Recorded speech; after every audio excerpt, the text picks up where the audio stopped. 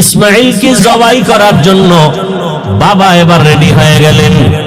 একটা ছুরি আর একটা রশি গোপনে নিয়ে রওনা হলেন মক্কা নগরীতে ইসমাইলকে জবাই করার জন্য। কারো কাছে কিছু বলা যাবে না, কিন্তু ইসমাইল যেই ঘরে থাকে একটা ছোট ঝুপড়ির মতো।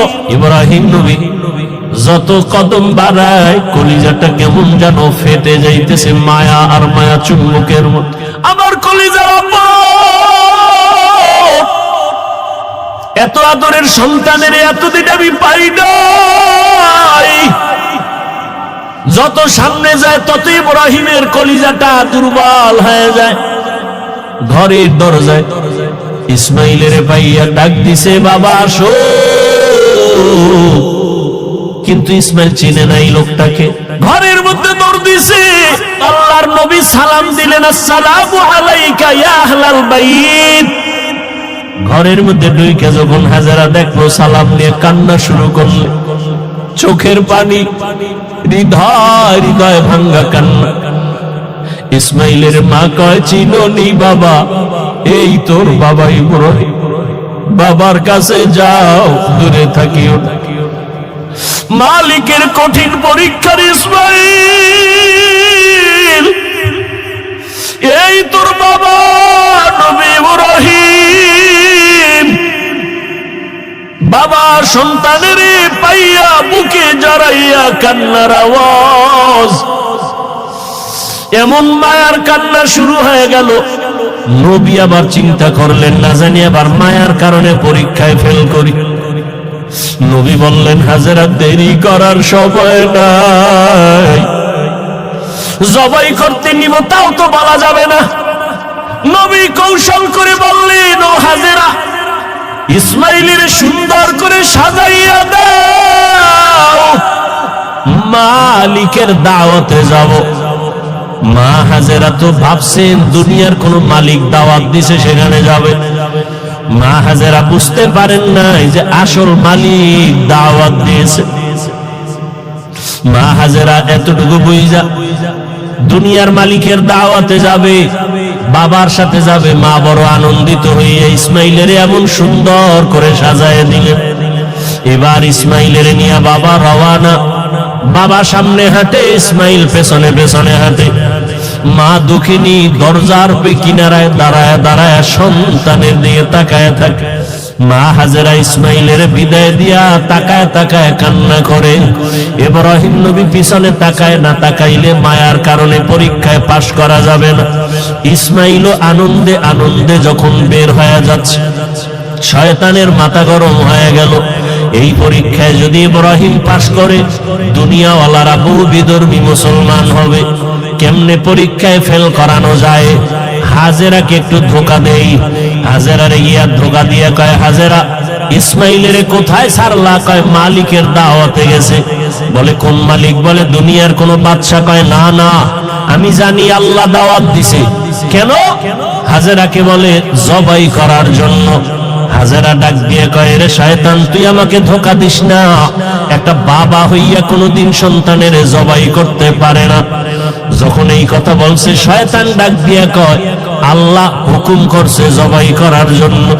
হাজেরা চোখের পানি ছাড়িয়া কয়, রে শয়তান, যদি আমার মাওলা হুকুম করে একজন ইসমাইল না, আল্লাহ যদি আমারে আরো ইসমাইল দেয়, আমি সব আল্লাহর রাস্তায় ছেড়ে দিতে রাজি। শয়তান দেখলো এখানে হাজেরাকে ধোকা দিয়ে আটকানো যায় না, দৌড়াইয়া গেছে শিশু ইসমাইলের একটু ধোকা দেওয়ার জন্য। ইসমাইলের গিয়া যখন ধোকা দিতে গিয়া কয়, ইসমাইল কই যাও? বাবার কাছে ছুরি আছে, তোমারে জবাই করবে। ইসমাইল তো বুঝ কম, ডাক দিয়া কয়, আব্বা জান, আপনি কি আমাকে জবাই করতে নিয়ে যাইতেছেন? এবার ইব্রাহিম কয়, শয়তান, পাথর মারো। এই তিন জায়গায় ধোকা দিছে, ইব্রাহিম আর ইসমাইল মিলিয়া তিনও জায়গায় পাথর মারলেন। আল্লাহ তাআলা আইন করে দিলেন, আমার ইসমাইলের কথা কাজটা আমার কাছে ভালো লাগছে, ইব্রাহিমের এই কাজ কিয়ামত পর্যন্ত স্মৃতি হয়ে থাকবে মুসলমানের কাছে। এবার নিতে নিতে ইসমাইলকে নিয়ে মিনা বাজারে হাজির। এখন যেখানে কোরবানি দেয়, ইসমাইলের যেই জায়গায় কোরবানি দিয়েছেন ওই জায়গায় ইব্রাহিম নবী ইসমাইলের নিয়া এবার চিন্তা করলেন, আল্লাহ আমারে কেমন সন্তান দিলেন, একটু পরীক্ষা কইরা দেখি। এবার সন্তানকে বাবা বলতেছেন, ফালাম্মা বালাগা মাআহু সায়া ক্বালা ইয়া বুনাইয়া ইন্নী আরা ফিল মানামি আন্নী আযবাহুকা ফানজুর মাযা তারা। ও বাবা, আমি স্বপ্নে দেখলাম তোমাকে জবাই করতেছি, বলো বাবা তোমার কি মতামত বলো। ইব্রাহিম নবী কথাটা বলা মাত্রই সাথে সাথে সেকেন্ডের মধ্যে সন্তান ইসমাইল জবাব দিয়ে দিলেন, ইয়া আবাতিফ আল মা তুমার সাতাজিদুনি ইনশাআল্লাহ মিনাস সাবিরিন। আব্বা জান, দ্রুত আমাকে আল্লাহর হুকুম মতো জবাই করেন, ইনশাআল্লাহ আমাকে আপনি ধৈর্য ধারণকারীদের মধ্যেই পাবেন। আব্বা জান, আমাকে দ্রুত জবাই করেন, দেরি করলে আবার বুঝি আল্লাহ হুকুমটা ফিরায় নিবে, কপাল পুড়ে যাবে। একটা সন্তান বাবার সামনে কতটা বিনয়ী হইয়া বাবার ইজ্জত রক্ষার জন্য আল্লাহর মুহাব্বতের বন্ধনে নিজেকে পেশ করে দিলেন। তবে ইতিহাসবিদরা লেখেন, ইসমাইল একটু কান্না করে বলছেন, বাবা জান আপনি যদি এই কথাটা আমাকে একটু বাড়ি বসিয়া বলতেন, আমি আমার দক্ষিণী মায়ের থেকে একটু চির বিদায় নিয়ে আসতাম। কারণ 6টা বছর আমার মা আমার এত কষ্ট করে লালন পালন করে বড় বানাইছে। এই 6টা বছর পানি নাই, খানা নাই, আপনিও এসে দেখেন নাই। আমার মা আমার মুখে জিহ্বা দিয়ে আমার পেটের ক্ষুধা নিবারণ করেছে, আমার মা পাগলনির মতো দৌড়াদৌড়ি করেছে। ও আব্বা জান, বাড়ির মধ্যে বসে যদি বলতেন আমি একটু মায়ের থেকে বিদায় নিয়ে আসতাম, পারি নাই, দুঃখ নাই বাবা, আমাকে এখানে জবাই করিয়া আমার রক্ত মাখা পোশাকটা মায়ের কাছে নিয়ে যাবেন। আম্মা জান আমাকে না দেখে যদি বলে আমার ইসমাইল কই, আপনি আব্বা রাগ করে আমার মাকে কিছু বলবেন না, আমার আম্মা জানকে একটু সান্ত্বনা দিয়া বলবেন ইসমাইল সালাম জানাইছে, আল্লাহ যদি কবুল করে হাসরের ময়দানে মোলাকাত হয়ে যাবে। আব্বা জান, আর আপনার কাছে দাবি, আমাকে জবাই করার আগে আপনি আমার হাত পা রশি দিয়ে বাঁধেন, কারণ জবাই করতে গিয়া আমার হাতে পায়ে নড়াচড়া যদি আপনার শরীরে লাগে বেয়াদবি হবে, আল্লাহ বেজার হয়ে যাবে। আব্বা জান, আপনি কাপড় দিয়ে আপনার চক্ষু দুইটা বেঁধে নেন, কারণ জবাই করার সময়, ছুরি চালানোর সময় আমার চেহারায় যদি আপনার নজর লাগে, মায়ার কারণে আপনি জবাই করতে পারবেন না, আল্লাহ বেজার হয়ে যাবে। আব্বা জান, আমি শুয়া বললাম, তাড়াতাড়ি আমার গলায় ছুরি চালান। ইব্রাহিম নবী ইসমাইলের শোয়াইয়া যখন ছুরিটা চালাইতে চায়, আমার মাওলার কুদরতি অন্তরে এত মায়া, আমার আল্লাহ ডাক দিয়ে কয়, রে ছুরি, আমার ইসমাইলের একটা পশমের ক্ষতিও যেন তোমার দ্বারা না হয়। আল্লাহর হুকুমে ছুরি কোন কার্যকারিতা করে না, একটা পশমও কাটে না। ইব্রাহিম নবী এবার পাথরের উপর আঘাত করলেন, ছুরি দিয়া পাথরটা আলাদা হয়ে গেল। ইসমাইলের ডাক দিয়ে কয়, বাবা এইবার ফাইনাল রেডি হও, তোমার জবাই করার সময় রক্ত আমার হাতে না লাগা পর্যন্ত ছুরি চালাইতেই থাকবো, না হয় আমি ছুরি চালানো বন্ধ করব না। এবার ইসমাইলকে শেষবারের মতো শোয়াইয়া ছুরি যখন চালাবে, রক্ত হাতে না লাগা পর্যন্ত ছুরি চালানো বন্ধ করবে না বলিয়া ইব্রাহিম নবী নিয়ত করে ফেললেন। ইসমাইলকে শোয়াইয়া দিলেন, আর যখন ছুরি চালাবে, আল্লাহ পাক রব্বুল আলামিনের কুদরতি অন্তরে এত মায়া, জিবরাইলের ডাক দিয়া কয়, জিবরাইল, আমার ইব্রাহিমের ওয়াদা, এমন ত্যাগ আর নিয়ত যে রক্ত না লাগা পর্যন্ত ছুরি চালানো বন্ধ করবে না। আমি তো ইসমাইলের জবাই চাই না, আমি চাই আমার হুকুমের জন্য কতটুকু তারা ত্যাগ স্বীকার করলো। আমার মোহাব্বতের পরীক্ষা চাইছি, আমি ইসমাইলের জবাই চাই নাই। আমার হুকুম মতো প্রশ্ন ছাড়া যখন তারা দুজনে রেডি হয়ে গেল, আমার পরীক্ষা হয়ে গেছে, আর লাগবে না। ইসমাইলের জবাই করার আগে, ছুরির নিচে দেওয়ার আগে, জান্নাতি একটা দুম্বা নিয়ে যাও, ইসমাইলের সরাইয়া জান্নাতি দুম্বাটা যখন ছুরির নিচে দিয়া দাও। ইব্রাহিম নবী ছুরি চালায়, জিব্রাইল আমিন দুম্বা নিয়ে রওয়ানা। দেখতেছে আমি যাইতে না যাইতেই মনে হয় ছুরির নিচে ইসমাইল জবাই হয়ে যাবে। জিব্রাইল আমিন আসমান থেকে একটা আওয়াজ দিছে, আল্লাহু আকবার, আল্লাহু আকবার। ইব্রাহিম নবী তাকাইছেন, তিনিও ডাক দিয়েছেন, আল্লাহু আকবার, আল্লাহু আকবার। এবার ইসমাইল আওয়াজ দিলেন, লা ইলাহা ইল্লাল্লাহ। এইভাবে আওয়াজ দিয়া ইব্রাহিম নবী যখন চক্ষু খুইলা দেখেন রক্ত হাতে লাগছে, ছুরিটাও ছাড়লেন। যখন তাকায়া দেখে খুশি মনে ইসমাইল বুঝি কোরবানি হয়ে গেল, কিন্তু না, দেখে একটা অপরিচিত জন্তু জবাই হয়ে গেল। ইসমাইল পাশে সুন্দরভাবে দাঁড়ানো। বাবা আবার বুঝি ভয় পেয়ে গেলেন, ও ইসমাইল, আল্লাহ বুঝি আমার কোরবানি কবুল করবেন না, আর একবার চেষ্টা করি। সাথে সাথে ওহী নাজিল হয়ে গেল। আল্লাহ কয়, ওয়ানাদাইনাহু আইয়া ইব্রাহিম কদ সাদ্দাকতার রুইয়া ইন্না কাযালিকা নাজজিল মুহসিনিন। ইব্রাহিম, তুমি আমার পরীক্ষায় পাশ করছো। হাজেরা কাঁদতেছে ইসমাইলের জন্য, জলদি করে যাও। বলে আসো মালিকের দাওয়াতে যাই। মালিকের থেকে কি হাদিয়া নিবা? আমার পক্ষ থেকে দুম্বার গোশত হাদিয়া দিয়া দিলাম। ওয়াফাদাইনাহু বিযিবহিন আযীম, আমার পক্ষ থেকে হাদিয়া দিলাম এই জবাই করা দুম্বার গোশত। ইসমাইলের নিয়ে যাও, ইসমাইলের হাজেরার কোলে ফিরায়া দাও, আর মালিকের পক্ষ থেকে দুম্বা হাদিয়া পৌঁছাইয়া দাও। আল্লাহ তাআলা বলেন, ও দুনিয়ার মানুষ, ইব্রাহিমের কোরবানির ত্যাগ তোমার থেকেও চাই। ও মুমিন, এই ত্যাগ স্বীকার করতে গিয়া তোমার থেকে রক্ত চাই না, গোশত চাই না, আমি চাই তোমার অন্তরের ত্যাগ আর মুহাব্বত আর তাকওয়া। লা ইয়ানালাল্লাহু লুহুমুহা ওয়ালা দিমাউহা ওয়ালাকিন ইয়ানালুহুত তাকওয়া মিনকুম। ও আমার যুবক বাবারা, ও পর্দার আড়ালের মা বোনেরা, ও বৃদ্ধ বাবাজি, আমার আল্লাহর পরীক্ষায় পাশ করিয়া জান্নাত পাওয়ার জন্য একজনের চেষ্টায় হবে না। হাজেরার যেমন চেষ্টা, ইসমাইলের তেমন চেষ্টা, নবী ইব্রাহিমের তেমন চেষ্টা। আল্লাহ তাআলা বলেন, আসমান ও জমিনের পুরো ক্ষমতা আমি আল্লাহর কুদরতের হাতে। আমি আল্লাহ কাউকে চাইলে ছেলে দেই, কাউকে মেয়ে দেই, কাউকে দোনোটা দেই, কাউকে কোনোটাই দেই না। ক্ষমতা কার?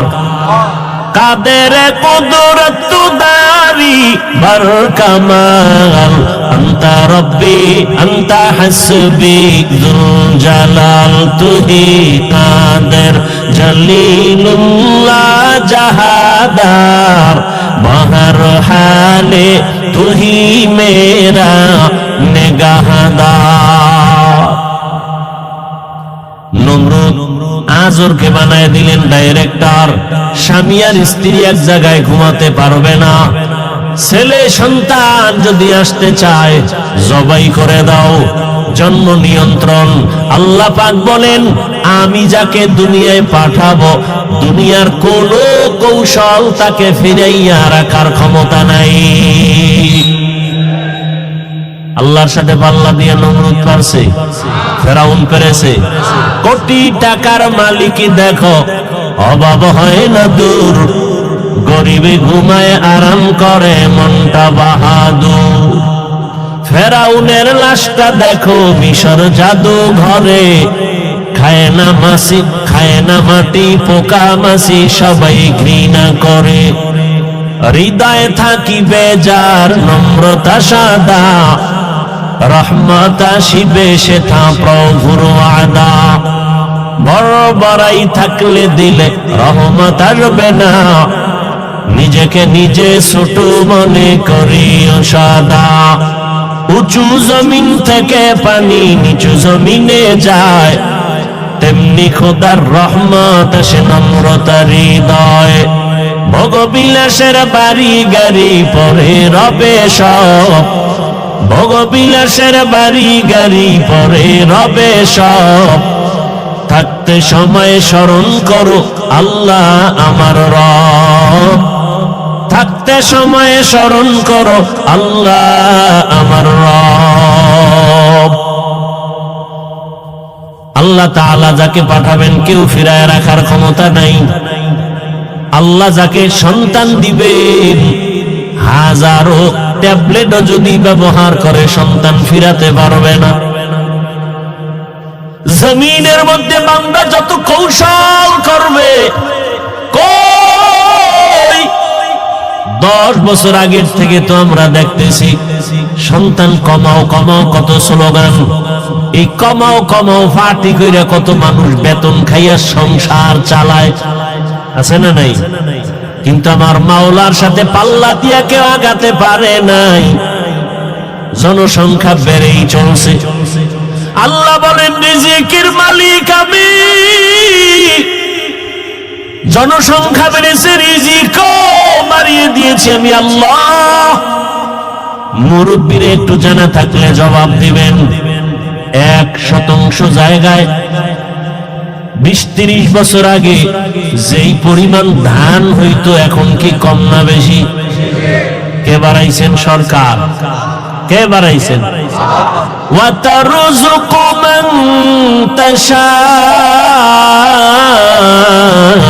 বিগাইরি হিসাব।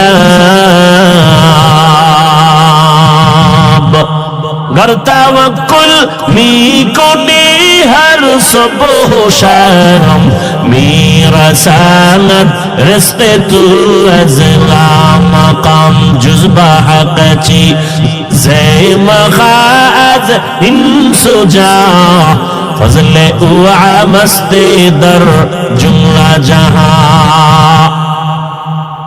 জন্ম নিয়ন্ত্রণের জন্য ডাইরেক্টর আজরকে বানাইলো। আমাদের গ্রাম্য একটা প্রবাদ আছে, যেখানে বাঘের ভয় সেখানে রাত পোহায়। যেই আজরকে ডাইরেক্টর বানাইছে আল্লাহ কয় দেখ ওই ডাইরেক্টরের ঘরে আমি ইব্রাহিমকে পাঠাবে, এটা আমার সিদ্ধান্ত। একটু আগেই বসেই বলছিলাম বান্দা চাইলে কিছুই হয় না, আমার আল্লাহ চাইলেই সব হয়। নমরুদ চাইছে ইব্রাহিম আসতে পারবে না, আল্লাহ চাইছেন আমি ইব্রাহিমকে জমিনের মধ্যে পাঠাবো, আল্লাহ পাঠাইলেন এবং নমরুদের দফা সব খতম করে দিলেন। ইব্রাহিম জমিনের মধ্যে আসছে, গোপনে গোপনে রাখছেন। বিশাল বড় ইতিহাস। আম্মা জান পাহাড়ের গর্তের মধ্যে নিয়া ইব্রাহিমকে প্রসব করে ওখানে রাখেন। আজরও যদি জানতে পারে লজ্জায় মাথা গরম হয়ে যাবে। নমরুদ জবাই করার হুকুম দিয়ে দিছে। আল্লাহর কুদরতে ইব্রাহিম নবী গর্তের মধ্যে পাহাড়ের গুহায় আম্মা জান ইব্রাহিমের 2 হাতের 2 আঙ্গুল, শাহাদাত আঙ্গুল বাম হাতের আর ডান হাতের মুখের মধ্যে দিয়ে দিলেন। বাচ্চা আঙ্গুল চুষতেছে, আল্লাহ তাআলা 2 আঙ্গুল থেকে কুদরতের কারিশমা জারি করলেন। 1 আঙ্গুল থেকে দুধ বের হয়, আর 1 আঙ্গুল থেকে মধু বের করার ব্যবস্থা করে দিলেন। কাদের কুদরত দারি বার কামাল, আনতা রব্বি আনতা হাসবি জুল জালাল। দুনিয়ার মানুষ বলে এটা হবে না, আল্লাহ যদি কয় হবে সেটাই। দুনিয়ার মানুষ বলেই মরা গেছে কথা বলতে পারে না, আল্লাহ যদি কুদরতের ক্ষমতা দেন পারবেনি? পারবেনি? রহমতের নবী খেজুর গাছ মরা, শুকনা এত মরা খেজুর গাছে ট্যাক লাগাইয়া খুতবা পড়েন। কিছুদিন পরে রহমতের নবী এটা বন্ধ করে নতুন আর একটা মিম্বার বানালেন খুতবা পড়ার জন্য। বুখারী শরীফের মধ্যে আছে, রহমতের নবী যখন মরা খেজুর গাছ যেটাই ট্যাক লাগাইয়া খুতবা পড়তে নিষেধ করে দিলেন, আর পড়বেন না। মানুষ কান্না করলে যেমন আওয়াজ হয়, মরা খেজুর গাছ থেকে তেমন আওয়াজ শুরু হয়ে গেল। রহমতের নবী বললেন, এই মরা খেজুর গাছ, তুই কি চাও? কেন কাঁদো? আমি কি দোয়া করব তুই তাজা হয়ে যাবি, খেজুর আসবে, মানুষ তোর খেজুর খাবে? কয় না। কি চাও? রহমতের নবী, আপনার বিরহের বেদনায় কান্না করি। মরা খেজুর গাছ, আপনার বিরহের বেদনায় কান্না করি। আমি চাই আমাকে মানুষের মতো এখানে দাফন করে দিবেন, আর কিয়ামতের দিন আপনার পাশে জান্নাতে আমাকে রাখবেন। নবীজি দাফন করে দিয়েছেন। এখনো ওই মদিনাতুল মুনাওয়ারা রাসূলের রওজার ভেতরে খেজুর গাছটা যেখানে ভেতরে নবী দাফন করলেন, ওই বরাবর একটা খুঁটি আছে, পাথরের পিলার। ওই পিলারের উপরে আরবিতে খুঁটিটার সাথে নাম লেখা আছে সাতুনে উস্তুনে হান্নানা, এখনো নাম লেখা আছে। মরা খেজুর গাছ সম্বলিত সেই খুঁটি, এটার নিচে বরাবর যদি যাইতেই থাকে রহমতের নবী বরকতি হাতের দাফন করাকে মরা খেজুর গাছ ওখানে এখনো আছে। বুখারী শরীফের ইবারত। তাহলে মরা খেজুর গাছ কথা বলতে পারে না, আল্লাহ যদি ক্ষমতা দেন। আবু জাহাল হাতের মধ্যে পাথর নিয়ে কয়, ভাতিজা যদি বলতে পারো আমার হাতের মুষ্টিতে কি আছে? বলে, চাচা বললে কি হবে? বলে, এখন কালেমা পড়ব। নবী বলেন, আমি বলতে জানি না। কেন জানো না? বলে, আমি গায়বের মালিক না। গায়বের মালিক কে?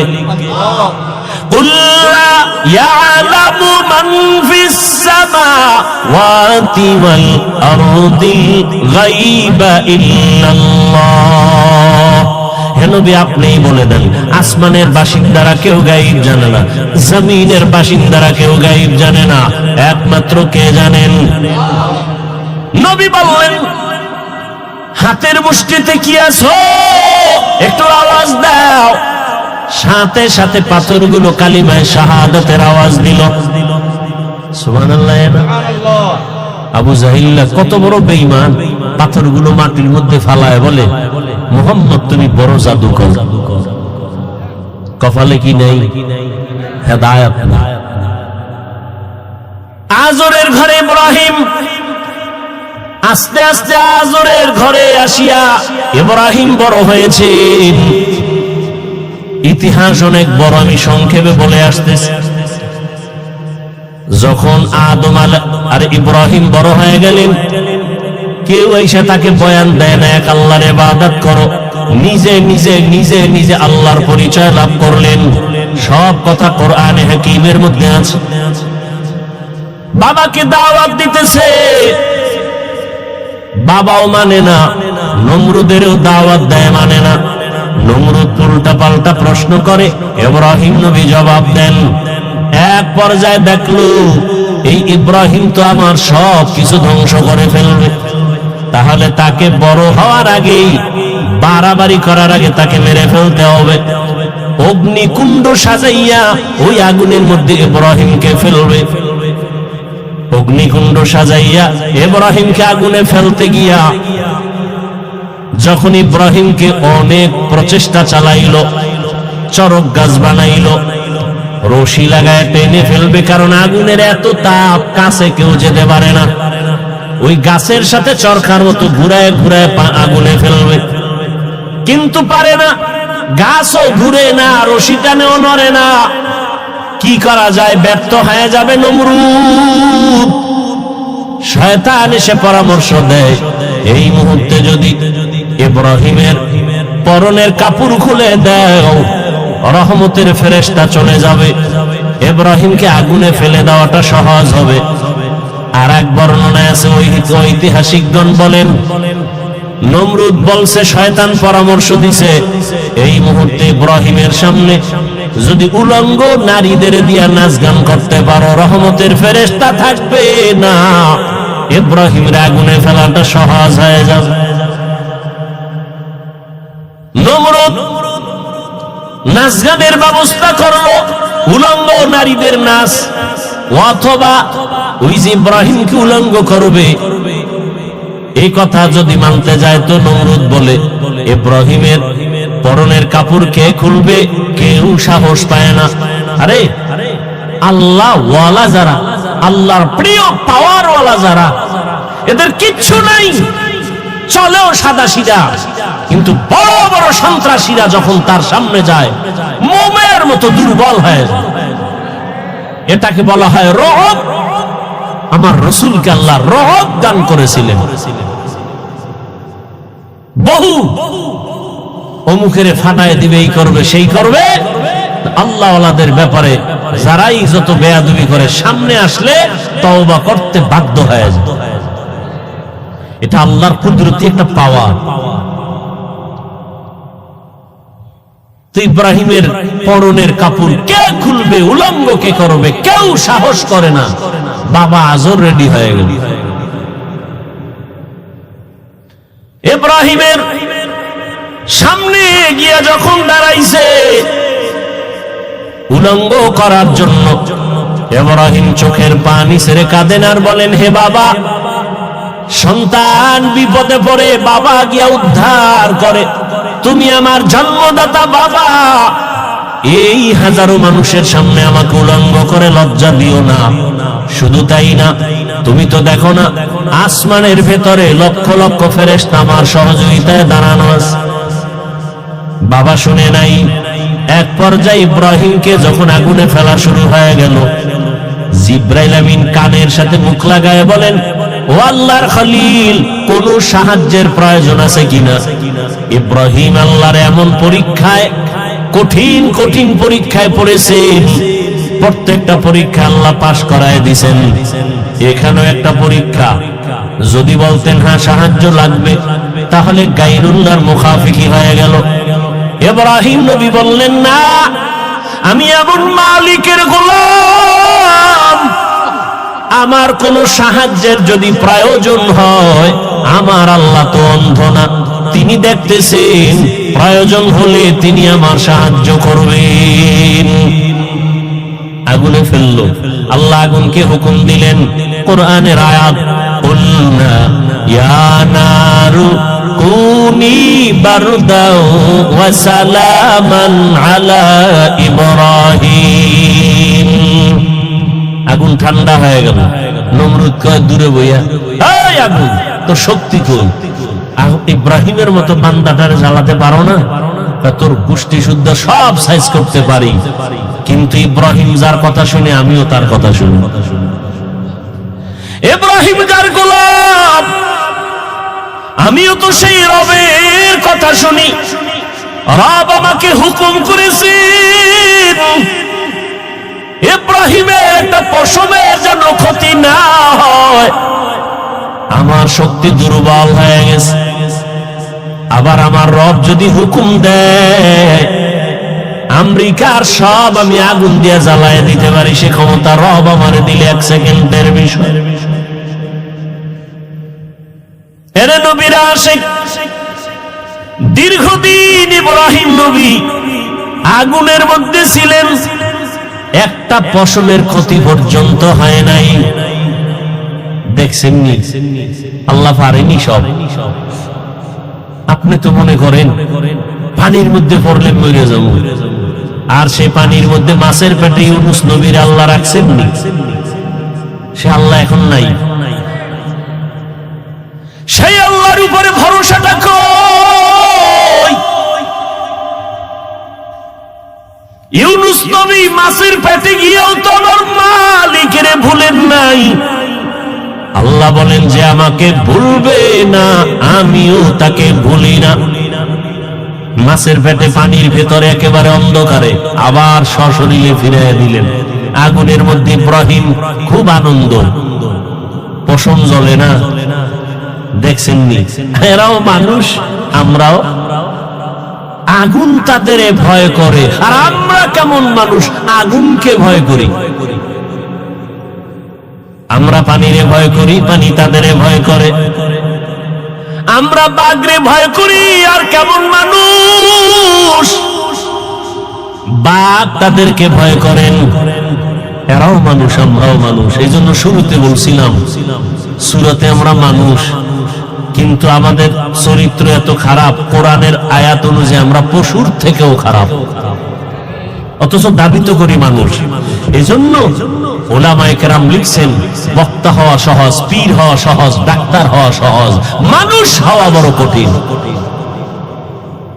গর্ব সূরত আদমি ইনসাবুদে আহমদ বু জাহলো হামেক সাবুদে আদমিরা আদমিয়ত লাজমাস আউদের আগার বুনা বাশদ হি জামাস আদমিয়ত লাহমশা মো পশতে দিস আদমিয়ত জুজরে যায় দোসতে নিস। ইব্রাহিম নবী দীর্ঘদিন থাইকা আল্লাহর হুকুমে বের হয়ে গেলেন। এইবার বের হইয়া কয়, না, এত বড় জালেমের দেশে আর থাকা যাবে, এবার হিজরত শুরু। হিজরত থেকে এবার ইব্রাহিম নবী বিশ্ব সুন্দরী বিবি সারার সাথে, চাচাতো ভাই আত্মীয় এক নবী তার সাথে, এবার ইব্রাহিম নবী বিদায় নেয় আর বললেন, ইন্নী যাহিবুন ইলা রাব্বি সাইয়াহদিন, আমি আমার রবের দিকে রওনা করলাম। অর্থাৎ আমার রবের সন্তুষ্টি অর্জনের জন্য যেই জমিনে গেলে আমি রবেরে পাবো সেখানে রওনা দিলাম। সাইয়াহদিন, নিশ্চয়ই আমার আল্লাহ দ্রুত আমার জন্য রাস্তা খুলে দিবেন। যাওয়ার পথের ঘটনা জানেন, ইব্রাহিম নবী বিশ্ব সুন্দরী বিবি সারাকে নিয়ে আসে, কিন্তু কোনো সন্তান নাই। রাস্তার মাঝে সুন্দরীর খবর পাইয়া এক জালেম মিশরের মধ্যে তারে আটকায়া দিল। সুন্দরী সারাকে নিয়ে গেল তার খাস কামরার ভেতরে। ইব্রাহিম নবী চুপচাপ বসে আছেন, জালেমের আটকায় পড়ে গেছেন। কত কঠিন কঠিন পরীক্ষা নবীদেরকে আল্লাহ করেছেন, এর মধ্যে সব থেকে কঠিন ইব্রাহিম নবীর উপরে পরীক্ষা। যাবে হিজরত করে এক জালেম থেকে, মাঝখানে যে আর এক জালেমের আন্ডারে ভিড়ে গেছে, বিবিকে নিয়ে গেছে ধরে খাস কামরায় জালেম ঢুকাইয়া বলে, তুমি বিশ্ব সুন্দরী, ওই পুরুষ তোমার স্বামী? বলে হ্যাঁ। ইব্রাহিম নবী পেরেশান হয়ে গেলেন, আমার স্ত্রী কত সতী সাধ্বী, কত বড় দামি, আমি এক নবীর স্ত্রী, আজ না জানি বেঈমানের হাতের ছোঁয়া লাগে না পাখাত। আল্লাহ কা ইব্রাহিম অন্তরের চক্ষু খুলে দি, আলেম যা করবে এখানে বসে সব দেখতে পাইবা। ক্ষমতা আল্লাহ দিতে পারে না? পারে না।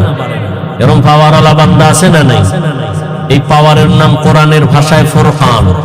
ইয়া আইয়ুহাল্লাযীনা আমানু ইন তাত্তাকুল্লাহ ইয়াজআল লাকুম ফুরকানা।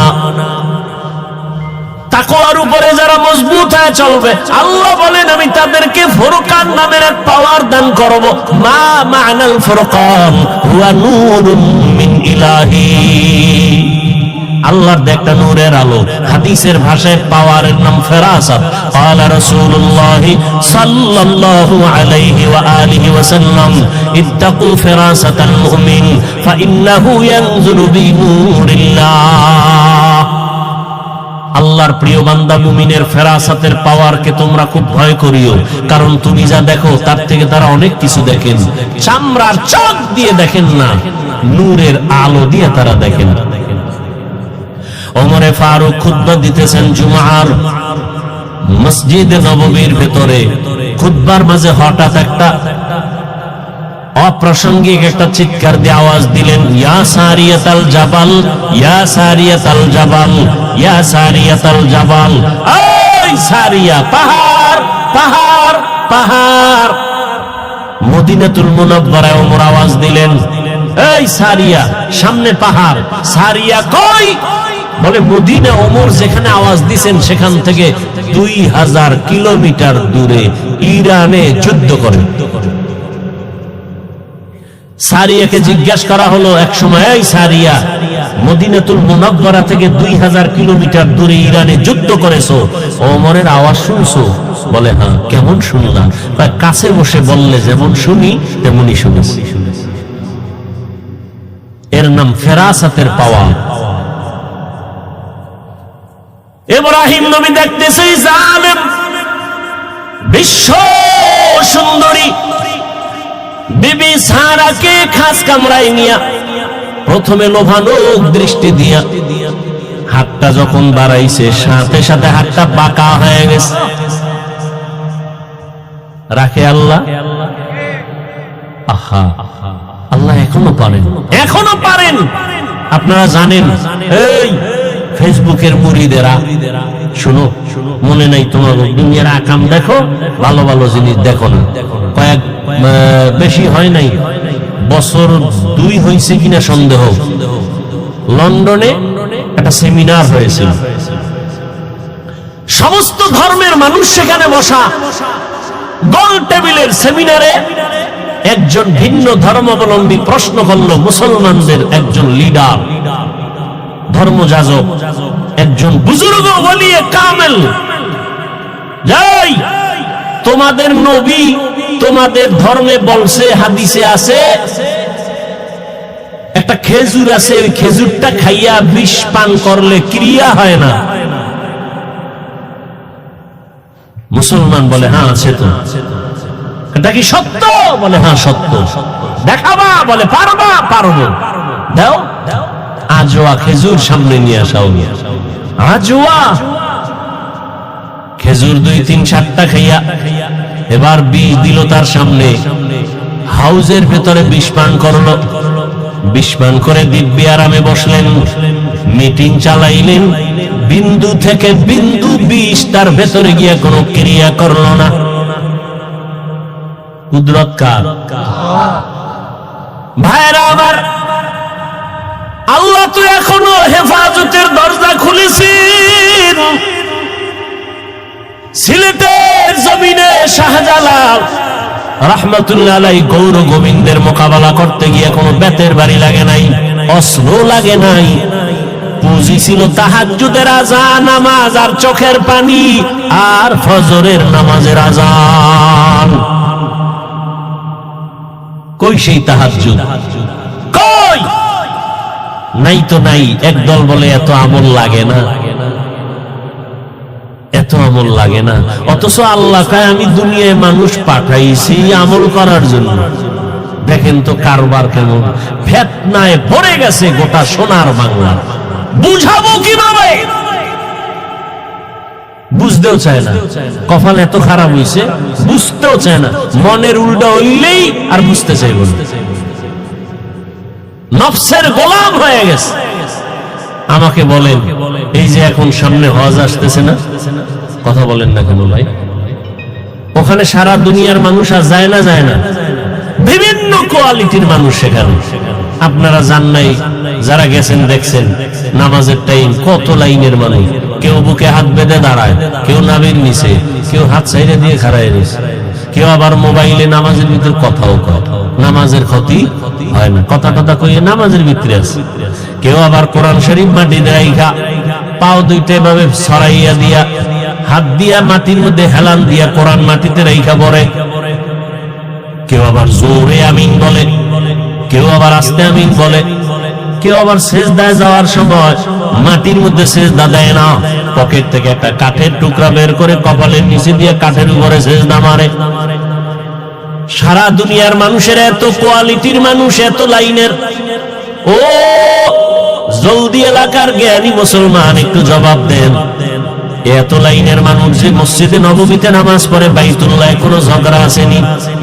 বলেন বলেন, কারোর সাথে কারো অভিমান আসেনি? সালাম দেয় না, রাগ করে এমন আসেনি? আছে? আমগো বাংলাদেশে কার বদনজর লাগছে? সব জ্ঞানজাম ঝগড়া আমগো দেশে কেন? কোন গজবে পাইলো? কোন অভিশাপ লাগলো কপালে? আমি পাস করলি পড়লাম, কাউকে কিছুই বলি না। ও যুবক, অন্য টুপির বিরুদ্ধেও বলি না, যারা টুপি দেয় না তাদেরও হিংসা করি না, কিছু বলি না, দেখলে সালাম দেই। বলো তুমি পাস করলির বিরুদ্ধে বলো কেন? আমি কওমি মাদ্রাসার সন্তান আলিয়ার বিরুদ্ধে বলি না, স্কুল কলেজের বিরুদ্ধে বলি না, বলো তুমি কওমির বিরোধিতা করো কেন? আমি নবীরে দাঁড়াইয়া ইয়া নবী সালামু আলাইকুম বলে সালাম দেই না, দাঁড়াইয়া যারা দেয় তাদেরও গালি দেই না। বলো তুমি আমারে গালি দাও কেন? আমি তাবলীগের লাইনের সন্তান, আমি পীর সাহেবের মুরিদ।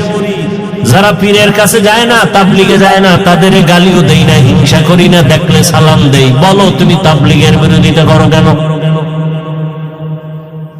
বিবেকের কাছে একটু কথা রেখে গেলাম, বেয়াদবি ক্ষমা চাই। কেউ আমার দূরের না, যারা কালেমা পড়েছেন আপনারা আমার কলিজার আপন। আপনারা কেমন আপন? আওয়ামী লীগ বুঝি না, বিএনপি বুঝি না, আলিয়া কওমি বুঝি না, আমার কথা একটা। বলেন আপনাদের আল্লাহ আমার আল্লাহ দুই না এক? সবাই একমত?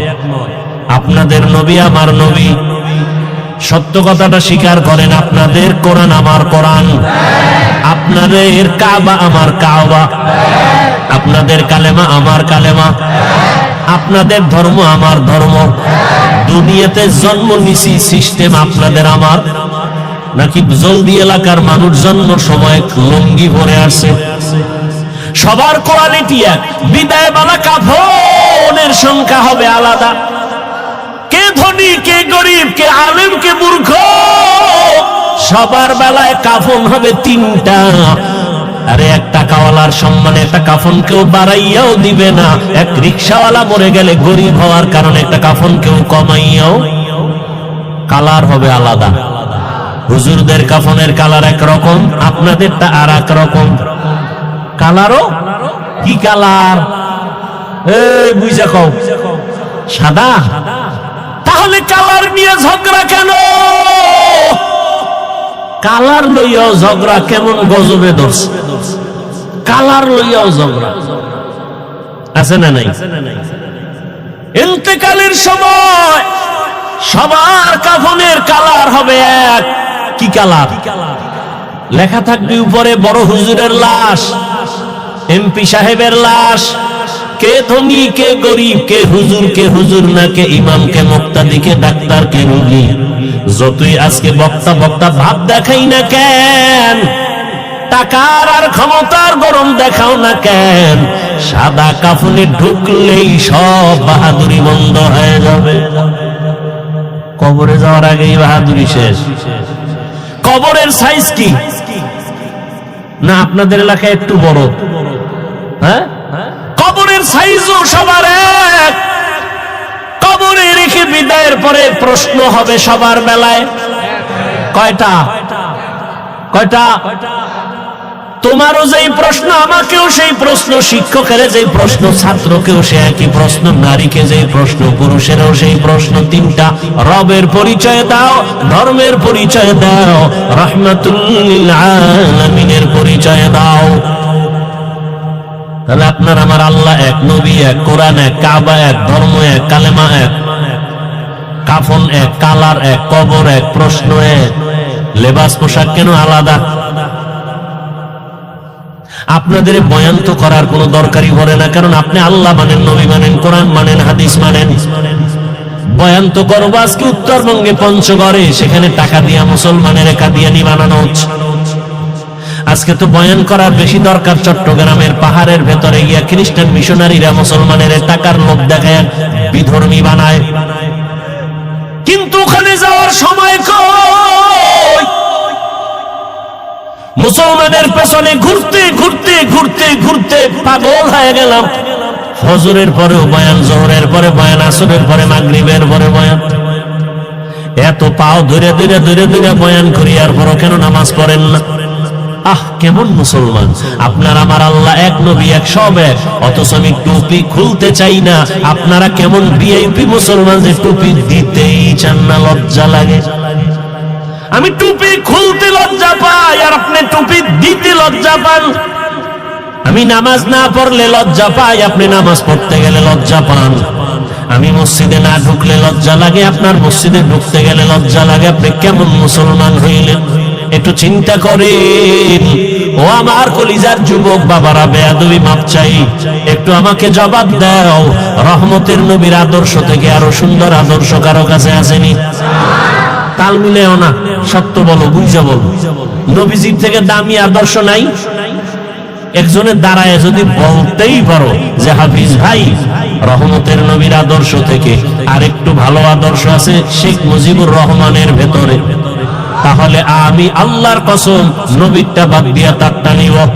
এই ভালো করে বুঝো, কেউ যদি দাঁড়াইয়া বলতে পারো হাফিজ ভাই নবীজির আদর্শ থেকে আরেকটু ভালো আদর্শ আছে জিয়াউর রহমান সাহেবের ভেতরে, আমি নবীরটা বাদ দিয়া জিয়াউর রহমান সাহেবেরটা নিব, বলার মতো পাওয়ার ক্ষমতা কারো আসেনি?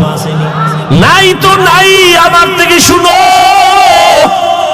দুনিয়াতে যত আদর্শ দেখো, আব্রাহাম লিঙ্কনের আদর্শ গণতন্ত্র, মাও সেতুনের আদর্শ, লেনিনের আদর্শ, কার্ল মার্ক্সের আদর্শ, এক কথায় জবাব, দুনিয়ার সব আদর্শ হলো না পাপ, একমাত্র মদিনাওয়ালা নবীর আদর্শই হলো পাপ। একমত? সবাই একমত? এবার বলো, রসুলের আদর্শ যে রেখে গেলেন এটি মানবে হিন্দুরা, খ্রিস্টানেরা, ইহুদিরা? আপনারাই বলেন কারা মানবে? কোন দেশের মুসলমান? লন্ডন, লেবানন, কোন দেশের বলে? শুধু এই বাঁশখালী ছাড়া বলেন। তা আপনাদের নামাজ নেই কেন, টুপি নেই কেন, দাড়ি নেই কেন, পর্দা নেই কেন, সুদ খান কেন, সুদের টাকায় ব্যবসা কেন, লোন উঠাইয়া বাড়ি গাড়ি কেন? জমিনে আল্লাহর যত বড় বড় দুশমন আছে, এই বড় দুই দল দুশমন আছে, এদের থেকে বড় দুশমন জমিনে আল্লাহর কাছে আর কেউ নাই। সব থেকে বড় দুশমন আল্লাহ। এক দুশমন হলো কোরআনে বর্ণিত, এক দল হলো যারা সুদের সাথে জড়িত, আর এক দল দুশমন হলো বুখারী শরীফে আছে যারা ওলিয়া উলিয়ার দুশমনি করে। কেমন বড় দুশমন? আল্লাহ কয় তোদের সাথে আমি আল্লাহ নিজে যুদ্ধ করব। এবার বুঝেন যে আল্লাহর কত বড় দুশমন তারা, যারা সুদের সাথে জড়িত আর যারা ওলিয়া উলিয়া দেখতে পারে না, বিরোধিতা করে। আল্লাহ হেদায়েত দান করুন। ওই জালেম নবী ইব্রাহিমের স্ত্রী প্রথম বিবি সারার উপরে হাত বাড়ায় গেল, পাক বাঁকা হয়ে গেল, সাথে সাথে তওবা করছে আর করুন না। কুকুরের লেজ তো বাঁকাই থাকে, আবার ভালো হয়ে গেছে, আবার হাত বাড়াইছে ভাবে কয়েকবার করিয়া তওবা খাঁটি ভাবে না। এই তোমার কাছে হাত বাড়াইতে পারি না, তোমার ভিতরে কি পাওয়ার আছে বলো তো? বিবি সারা ডাক দিয়া কয়, রে জালেম, আমার মধ্যে কোনো পাওয়ার নাই, তবে একটা শক্তি আমার আছে, আমি একজন আল্লাহর প্রিয় বান্দা নবীর স্ত্রী। তাই নাকি? বলে হ্যাঁ। কে সে নবী? বলে ইব্রাহিম। কই সে? বলে ওই যে গাছতলায় বসা। ডাকো। ডাকাইয়া বেয়াদবি কইরা তো আর আগাইতে পারে নাই। এবার তওবা তওবা কইরা নবীর কাছে মাপ চাইয়া মেহমানদারি করাইয়া, সন্তান কয়জন আছে? কয় নাই। কয় তাহলে আমার এক বান্দি আপনার বিবির খেদমতে দিয়া দিলাম, হাজেরা নামের। নবী ইব্রাহিম হাজেরাকে নিয়ে আবার সফর শুরু। ইতিহাস বড় আল্লাহর কাছে। তখন নবীর বয়স ৮০ পার হয়ে যাচ্ছে, তখন দোয়া করছেন একটা নেককার সন্তানের জন্য। রব্বি হাবলি মিনাস সালিহিন, ও দয়ার মালিক তুমি আমাকে একটা নেককার সন্তান দান করো। প্রত্যেকটা মা বাবার সন্তানের উপরে দায়িত্ব, সন্তান আল্লাহর কাছে চাইতে হবে, এটা বাবার দায়িত্ব। আল্লাহ নেককার সন্তান দাও। মাকেও দায়িত্ব, আল্লাহর কাছে দোয়া করতে হবে, আল্লাহ নেককার সন্তান দান করো। এজন্য নামাজের পরে পরে বারবার এই দোয়াটা পড়বেন, রব্বি হাবলি মিন লাদুনকা যুররিয়াতান তাইয়্যিবাতান ইন্নাকা সামিউদ দুআ। আল্লাহ দোয়া কবুল কইরা সুসংবাদ দিয়ে দিলেন, ফাবাশশারনাহু বিগুলামিন হালিম। সুন্দর এক আদর্শওয়ালা সন্তান আমি তোমাকে দিচ্ছি। হাজেরার গর্ভে সন্তান চলে আসছে, প্রথম সন্তান। আল্লাহর পক্ষ থেকে নাম রাখলেন ইসমাইল। ৮০ বছরের পরে যেই সন্তান বাবায় পাইছেন, ওই সন্তানের উপরে কত মায়া, কত মহব্বত। কিন্তু আমার পরীক্ষা আরো কঠিন, এত কঠিন পরীক্ষা ইব্রাহিমের উপরে আল্লাহ চাপায় দিলেন। ও ইব্রাহিম, সন্তানের মায়া যেন আমার আল্লাহর মোহাব্বতের মাঝখানে যেন পর্দা ফেলতে না পারে। কিন্তু পর্দা ফেলতেছে। আল্লাহ তো গাইবের মালিক, সব জানলেন। জানিয়েই আল্লাহ আবার পরীক্ষা দিলেন, হে ইব্রাহিম, তোমার এই কলিজার সন্তান সহ মা সহ জঙ্গলে নির্বাসনে দাও। আল্লাহর হুকুম চলে আসলো। এবার বিবি সারাকে রাখিয়া ইসমাইলকে নিয়া, শিশু ইসমাইল মা হাজেরা নিয়ে চললেন মক্কার জমিনে। ইন্না আউওয়ালা বাইতি উযিআ লিন-নাসি লাল্লাযী বিবাক্কাতা মুবারাকান ওয়া হুদা মুবারাকান ওয়া হুদাল লিল আলামিন। হেদায়েতের ঘর বানাইলেন আমার আল্লাহ। কোনো মানুষ নেই, জঙ্গল পাহাড়, ওখানে নিয়ে গেলেন। কেমন পরীক্ষা দেখছেননি? কই নিয়ে যাইতেছে বলার অধিকার নাই, জবান বন্ধ, ইশারা ইঙ্গিতে বলবে কিনা তাও ভয়। একজন নারী সৃষ্টিগতভাবেই দুর্বল, আবার সাথে শিশু বাচ্চা, আরো পেরেশানি। বাইতুল্লাহর পাশে সাফা মারওয়া, এখন যে পাহাড়ের মাঝখানে জঙ্গল, চতুর্মুখী ওখানে রাখলেন। রাইখা ইব্রাহিম নবী হাঁটা শুরু করছে। কইতুন কই আইলাম, কই রাখতেছি, কেন রাখতেছি, কয়দিনের জন্য, কোন আওয়াজ নাই। আল্লাহর পরীক্ষা ইব্রাহিম, জবান খোলা যাবে না। ইব্রাহিম নবী তো যাইতেছে। হাজেরা পেরেশান হয়ে গেলেন, ও পয়গম্বর, আমাদের আপনি কোথায় রাখেন? জবাব নাই। কই যান? জবাব নাই। কয়দিনের জন্য? আওয়াজ নাই।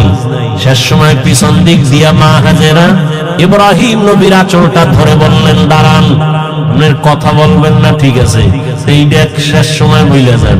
আম্মু যেখানে রাখলেন, এটা কি আপনার মন মতো নাকি রবের ইশারা?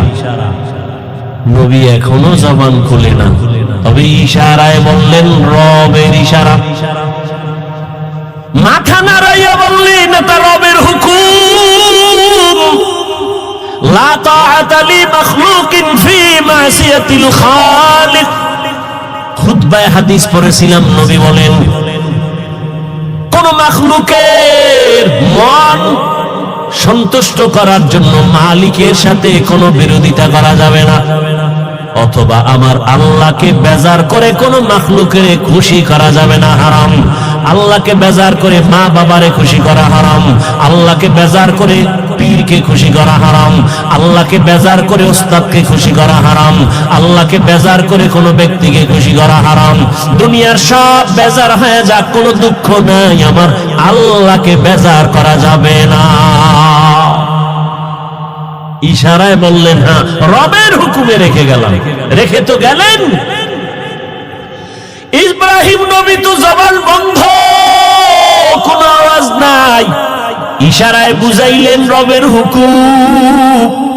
এই আওয়াজটা পাইয়া মহিলাদের দিল তো স্বাভাবিক একটু নরম।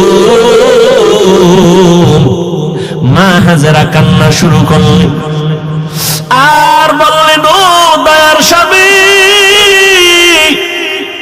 এখানে আপনি আমার রবের হুকুমে রেখে যাইতেছেন।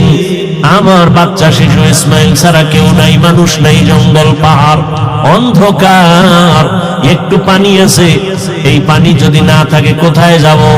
বাচ্চারে যদি দুধ পান করাইতে না পারি, নির্জন জায়গা, কোথায় যাব? আপনার কাছে কোনো দাবি নাই, মালিকের কাছে একটু দোয়া করবেন আমাদের জন্য। ইব্রাহিম নবীর জবান তো বন্ধ। হাজেরা বলতেছে, নবী কানে শুনতেছে, জবাব না দিয়া হাঁটতেছে। হাইটা হাইটা পাহাড় বাইয়া নিচে নামলেন। নিচে নাইমা ইব্রাহিম নবী মালিকের দরবারে হাত উঁচু করে দোয়া করলেন, রব্বানা ইন্নী আসকানতু মিন যুররিয়্যাতি বিওয়াদিন গায়রি যি যারইন ইনদা বাইতিকাল মুহাররম। রব্বানা লিয়ুকিমুস সালাতা ফাজআল আফইদাতান নাসি তাহদি ইলাইহিম ওয়ারযুকহুম। আল্লাহর নবী দোয়া করলেন আল্লাহর দরবারে, আল্লাহ তোমার হুকুম, এতদিন যত পরীক্ষা করেছো, ধৈর্য ধরে ধরে পাস করার চেষ্টা করেছি, আমার জীবনের শেষ সময় একটা সন্তান দিয়েছো, মোর বড় মায়ার সন্তান, এই বয়সের সন্তানটাকেও পরীক্ষার মাঝে ফেলাইছো, কোনো দাবি নাই, একটা দাবি আল্লাহ তুমি ধৈর্য দাও, পাস করার তৌফিক দাও। আর আমার শিশু সন্তান, কত কলিজার মায়ার আমার সন্তান রেখে আসছি, তোমার কাছে আমার দোয়া করলাম, কয়েকটা দোয়া। এক নাম্বার, ও আল্লাহ মেহেরবানি করে এখানে তুমি অন্য মানুষের বাসস্থানের ব্যবস্থা করে দাও, যেই জঙ্গলটাকে তুমি সাফ করে দাও, খানার আয়োজন করে দাও, ওরা নামাজ পড়বে এবং শুকর আদায় করবে, তোমার রিজিকের ব্যবস্থা করে দাও, মানুষের ব্যবস্থা করে দাও, পানির ব্যবস্থা করে দাও। আল্লাহর নবীর দোয়া আসমানে কবুল হয়ে গেল। নবী ইব্রাহিম চলে গেলেন, মা হাজেরা, ইসমাইল, শিশু বাচ্চা, আর কেউ নাই। এক সময় পানি যা ছিল সব শেষ, এখন পানিও নাই। আম্মা জান বাচ্চা ইসমাইলকে দুগ্ধ পান করাচ্ছেন, এক পর্যায়ে দুধও শেষ হয়ে গেল, বাচ্চাকে আর কি দিবে, খাবার কোনো খাবার নাই, অচেনা জায়গা, চতুর্পার্শ্বে জঙ্গল, কোনো আওয়াজ নাই, মানুষ নাই, এমন এক হালাত। হাজেরা পাগলনির মতো হয়ে গেলেন, বাচ্চাটা কান্না করে ক্ষুধা। একদিন চলে গেল, 2 দিন চলে গেল, 3 দিন চলে গেল, মা সহ্য করতে পারে না। একটা বাচ্চার কলিজা ভরা মায়ের অন্তরে কত কষ্ট, একটা মা বাচ্চার জন্য কতটাই যে বেকারার হয়ে থাকে। এই বাচ্চার এত কষ্ট, মা বুকে ধারণ করে করে বাচ্চাকে বড় বানায়। ও সন্তানেরা, মায়ের কষ্ট যদি ভাবতো, জমিনে কোন সন্তান মা বাবার সাথে বেয়াদবি করতে পারতো না। মা এত কষ্ট করে করে আমাকে মানুষ বানাইছে। ও আমার যুবক বাবারা, তুমি যত বড় টাকার মালিক হইয়া বাহাদুরি করো না কেন, তুমি জানো না তোমার মায়ের চোখের পানি ছাড়া তুমি হতে পারো নাই। মায়ের চোখের পানি আর দোয়া ছাড়া টাকার মালিক হতে পারো নাই। মা বাবার চোখের পানি দোয়া ছাড়া কোনো সন্তান সম্মানের চেয়ারে বসতে পারে না। মা বাবার চোখের পানি দোয়া ছাড়া পরীক্ষায় ভালো নাম্বার পাইতে পারে না। ও সন্তানেরা, ওই মা বাবার চোখের পানি আর দোয়া তোমার জীবনের সফলতার চাবি। বেয়াদবি করবা না, ওই মায়ের ঋণ জীবন দিয়েও আদায় করা সম্ভব হবে না। ইসমাইল শিশু বাচ্চা ক্ষুধার তৃষ্ণায় কান্না করে, ক্ষুধা, পেটে ক্ষুধা প্রচন্ড রূপ ধারণ করলো। মা হাজেরা কোথায় যাবে, পানিও নাই, খানাও নাই। হঠাৎ করে তাকায় দেখে মারোয়া পাহাড়ে একটু পানি পানি মনে হয়, কিন্তু দৌড় দিছে আম্মা জান। হালকা ভাবে দৌড়াইয়া গিয়ে দেখে পানি না, সূর্যের আলো বালুর মধ্যে লাগছে, তো পানির মতো একটা ঝলমল করতেছে, কিন্তু পানি নাই। ওখানে যাইয়া আবার মারোয়া পাহাড়ে তাকায়, সফায় তাকায়, দেখে ওখানে আর একটু পানি পানি মনে হয়, আবার দৌড় দিছে। দিলের মধ্যে তামান্না, আমি না খাইয়া মরে যাই, আমার বাচ্চা যেন কষ্ট না পায়। আমার কলিজার সন্তান আমার গর্ভে থেকে ঘুমাইতে দেয় নাই। একটা বাচ্চা গর্ভে নিয়ে মা খানা খাইতে বসছে, বাচ্চা পেটের মধ্যে আঘাত করেছে, মায়ের পেটে এমন বেদনা শুরু হয়েছে, মা খানার প্লেটটা সরাইয়া বিছানায় শুয়ে কান্না শুরু করেছে।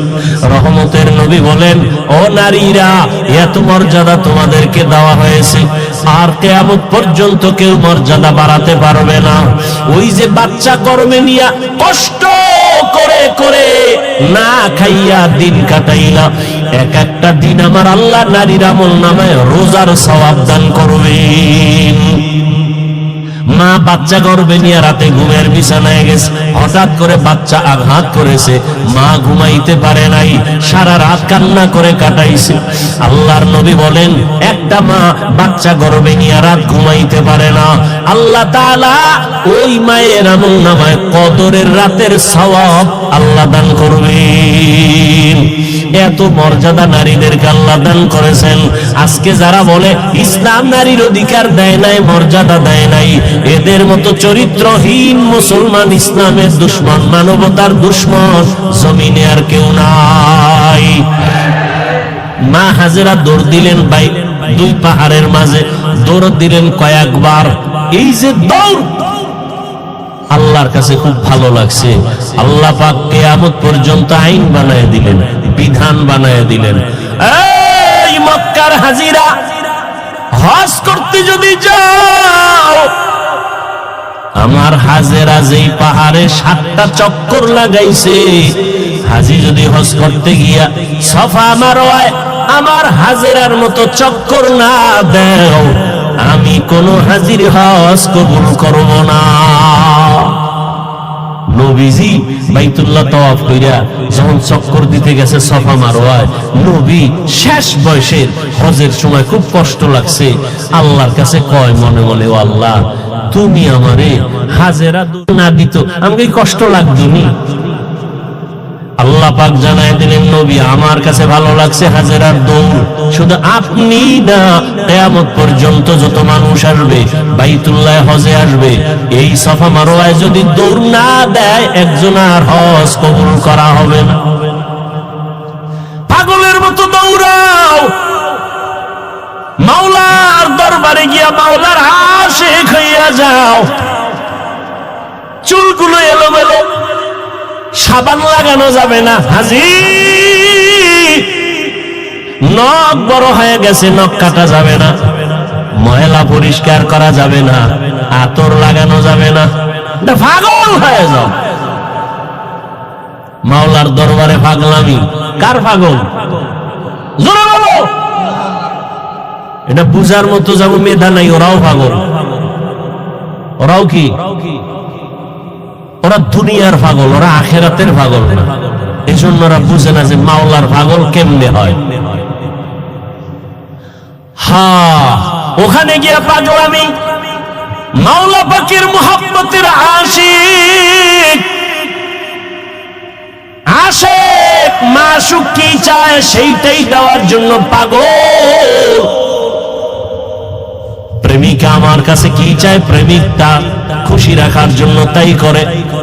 বন্ধু কোন রঙের জামা পরে, আমার ওই জামা লাগবে, তো বন্ধুর মোহাব্বত আরো বাড়বে।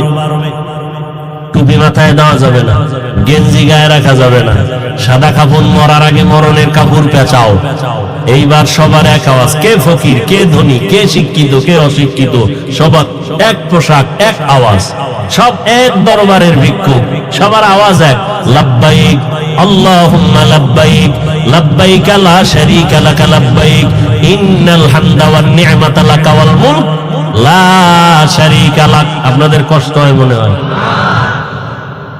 আর একটু সামনে যাব, শেষ করে দিই কথাগুলো।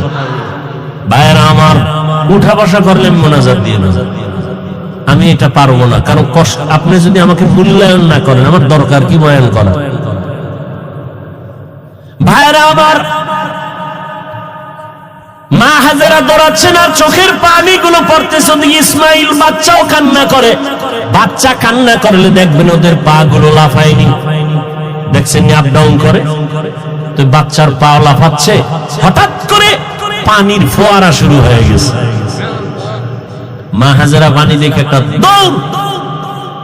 দৌড়ে গিয়া পানিটারে আটকানোর জন্য পারে না মহিলা মানুষ, খুব খুশি, তার ইব্রানি ভাষায় একটা আওয়াজ দিলেন। দেখছেন নি মাওলার কুদরত, কি দিলেন? পানিকে বললেন জাম জাম, থাম থাম।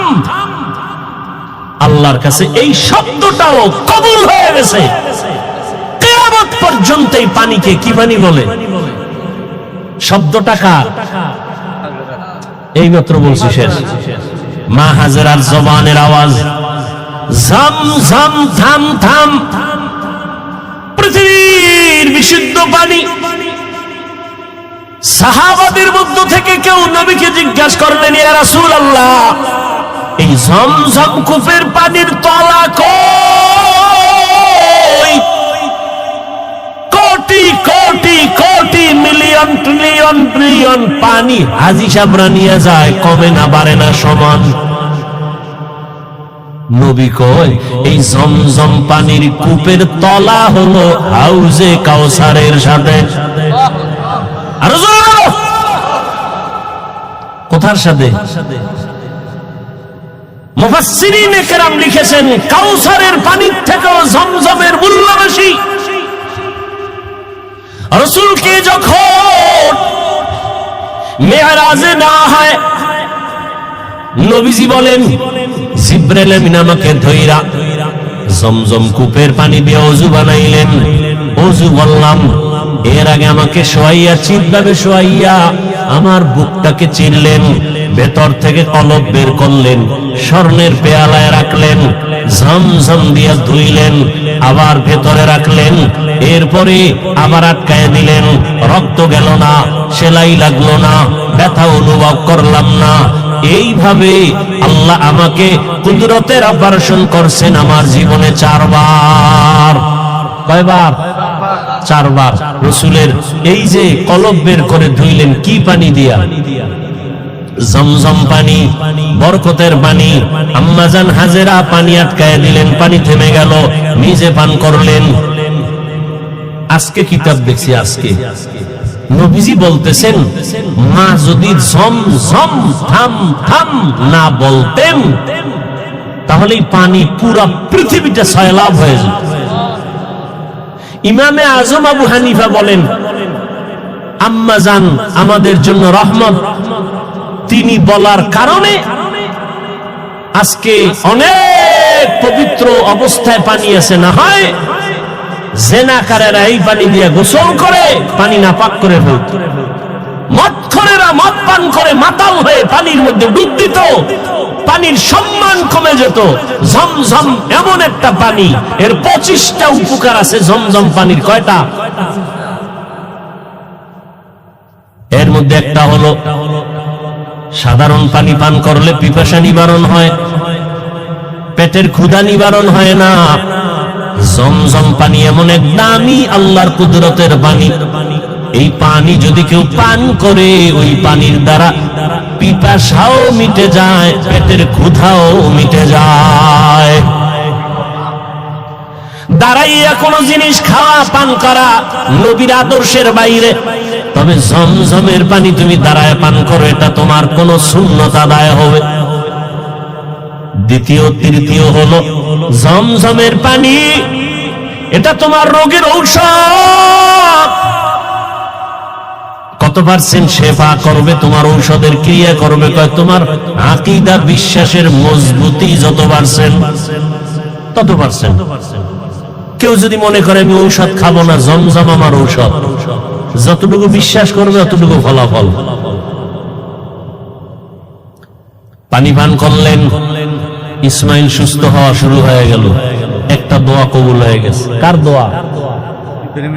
ইব্রাহিম নবীর দোয়া। লোকজন আল্লাহ আইনে দিয়েও এক দোয়া করছেন। ব্যবসায়ীরা যাচ্ছে এলাকা দিয়ে, পানির প্রয়োজন, খুঁজতে খুঁজতে আইয়ে জমজমের কাছে হাজির। মালিককে? মহিলা, বাচ্চাওয়ালা। আমাকে একটু পানি দিবেন নি? মা হাজেরা বলে, দিব, বেশি দিব, যত লাগে তত নেন, শর্ত এখানে বাড়িঘর করেন, চাষাবাদ করেন, থাকেন। আবাদ শুরু হয়ে গেল। এবার আরেক দোয়া চাইছে ইব্রাহিম নবী, ওয়ারযুকহুম, রিজিকের ব্যবস্থা করেন। আল্লাহ পাক রব্বুল আলামিন জিবরাইলের মাধ্যমে তায়েফের জমিনের কুদরতে আল্লাহ এক ফলের বাগান এনে দিলেন। যেই বাগানে 12 মাস ফল হবে, ফল হবে 12 মাস।